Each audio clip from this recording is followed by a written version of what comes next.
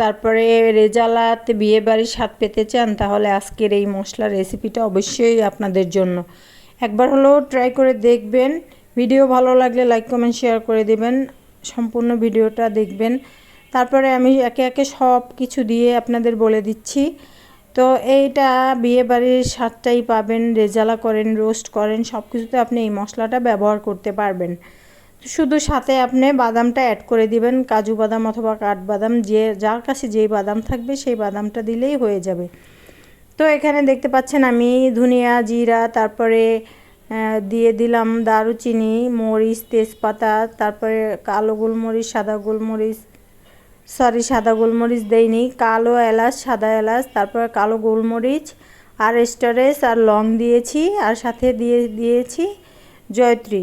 তারপরে আমি সব মশলাগুলোকে একটু টেলে নিব, জাস্ট হালকা গরম করে নিব, হাত দিয়েই নাড়া যাবে এরকম অবস্থায়। তারপর ঠান্ডা করে আমি ব্লেন্ড করে নিব। গুঁড়িটাকে চেলেও নিতে পারেন অথবা এমনিতেও রাখতে পারেন। যাদের ব্লেন্ডার ভালো, একদম মিহি পাউডার করে নিতে হবে।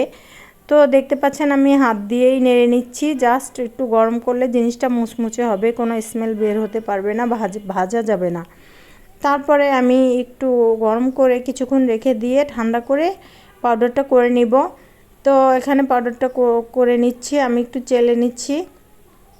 তারপরে আমি আবার দ্বিতীয়বার করব, কারণ আমার ব্লেন্ডারটা মোটামুটি, যাদের ব্লেন্ডার একদম মিহি হয়ে যাবে তারা একবারে দিয়েই করে নেবেন। যারা আমার ভিডিও দেখেন তাদেরকে অসংখ্য ধন্যবাদ। সবাই ভালো থাকবেন। আল্লাহ হাফেজ।